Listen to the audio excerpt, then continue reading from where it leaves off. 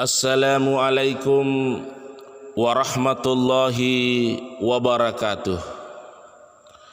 Alhamdulillahi rabbil alamin. Nahmaduhu wa nasta'inuhu wa nastaghfiruh wa na'udzu billahi min syururi anfusina wa min sayyiati a'malina. Man yahdillahu fala mudhillalah wa man yudlil falan tajida lahu waliyan mursyida. Wassalatu wassalamu ala rasulillah sayyidina wa habibina wa syafi'ina wa nabiyina wa maulana Muhammad wa ala alihi wa ashabihi ajma'in, amma ba'du.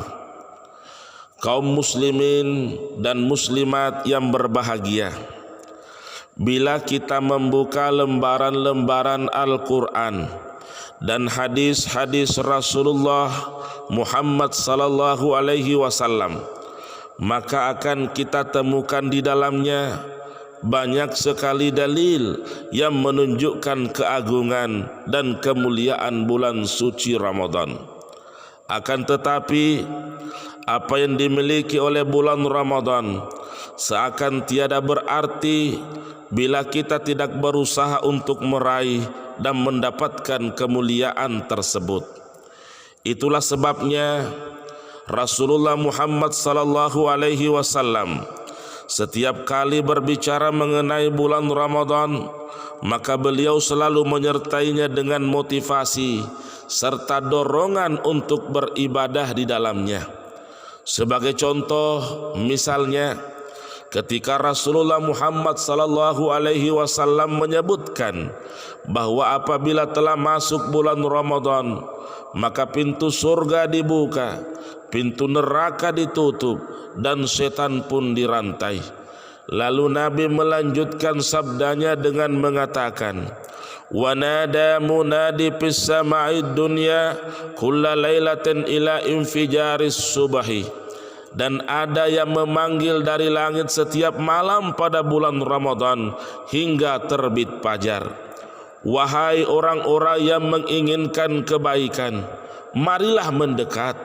Wahai orang-orang yang melakukan keburukan, berhentilah. Bila ada yang beristighfar, pasti akan diampuni. Bila ada yang bertobat, pasti diterima taubatnya. Bila ada yang meminta, pasti akan diberikan permintaannya. Dan bila ada yang berdoa, pasti akan dikabulkan doanya. Inilah gambaran kemuliaan Ramadan. Namun kemuliaannya harus kita barengi dengan usaha untuk meraihnya, memperbanyak kebaikan di dalamnya, beristighfar dan memohon ampun kepada Allah Subhanahu wa taala serta beribadah kepadanya. Inilah bulan Ramadan, bulan di mana Allah Subhanahu wa taala membagi-bagikan rahmat kepada seluruh hambanya yang beriman. Jangan sia-siakan bulan ini. Mari kita sambut kedatangannya dengan kerelaan hati penuh kebahagiaan. Man fariha bidukhuli ramadana haramallahu jasadahu ala niran. Barang siapa yang gembira, bahagia dengan masuknya bulan Ramadan, maka Allah mengharamkan tubuhnya tersentuh dari api neraka. Hanya saja kebahagiaan dengan datangnya bulan Ramadan tidak ditandai dengan banyaknya kembang api, tidak ditandai dengan banyaknya makanan ketika sahur dan berbuka. Namun lebih dari itu, kebahagiaan tersebut ditandai dengan kerelaan hati yang dibuktikan lewat peningkatan amal ibadah di dalamnya. Puasa, solat, baca Al-Quran hingga zikir kepada Allah Subhanahu wa ta'ala ditingkatkan. Mungkin tidak ada salahnya bila kita kembali melihat salah satu riwayat terlepas dari sahih dan tidaknya riwayat ini, namun kita dapat mengambil pelajaran di dalamnya.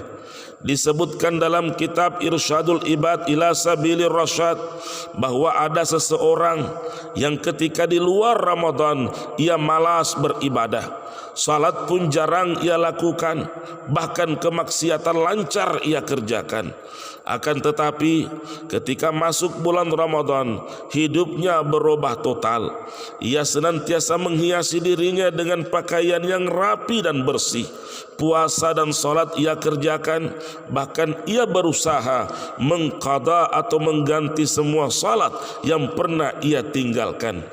Ketika hal tersebut ditanyakan padanya, ia hanya menjawab bahwa bulan ini adalah bulan taubat, bulan ini adalah bulan rahmat dan ampunan. Akhirnya pada saat dia meninggal dunia, ia dimimpikan oleh seseorang dan ditanyakan kepadanya, apa yang dilakukan Allah padamu?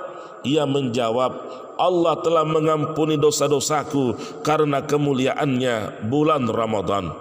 Sungguh besar kebahagiaan bagi orang yang memasuki bulan Ramadan yang disertai dengan usaha dan amal ibadah yang baik. Akan tetapi ini tidak berarti bahwa kalau begitu biarlah di luar Ramadan saya berantakan, semua kemaksiatan aku kerjakan, salat dan puasa nantilah di dalam bulan Ramadan, mumpun kita masih muda. Kita tidak boleh bersikap seperti ini, karena jangan sampai Ramadan belum datang sedangkan ajal duluan menjemput. Apatah lagi pemahaman riwayat tadi tidaklah bermakna ada jalan untuk bermaksiat dan bermalas-malasan di luar Ramadan. Tetapi hendaknya riwayat ini dipahami sebagai motivasi untuk mengisi Ramadan dengan amal-amal yang diridhai oleh Allah Subhanahu wa ta'ala. Oleh karenanya, mari kita bertekad di dalam hati untuk berusaha menjadi orang yang berbahagia itu. Karena betapa banyak orang yang telah memasuki bulan Ramadan, namun karena kelalaian dan kemalasannya menyebabkan kemuliaan Ramadan tidak ia dapatkan. Ramadan seharusnya menjadi lahan amal baginya, namun ternyata kehadirannya menjadi bencana bagi orang yang tidak memahami makna di dalamnya. Semuanya telah jelas, segalanya telah disebutkan oleh Allah dan Rasulnya, baik dan buruk, bahagia atau celaka, semuanya kembali kepada diri kita masing-masing, golongan mana yang kita masuki. Semoga Allah Subhanahu wa ta'ala merahmati dan mengasihi kita, sehingga pada bulan ini kita dapat mempergunakan waktu dengan sebaik-baiknya untuk lebih mendekatkan diri kepadanya, menghiasi Ramadan dengan Al-Quran, salat dan puasa, sehingga kita dapat menjadi golongan orang-orang yang berbahagia di dunia dan di akhirat. Wassalamualaikum warahmatullahi wabarakatuh.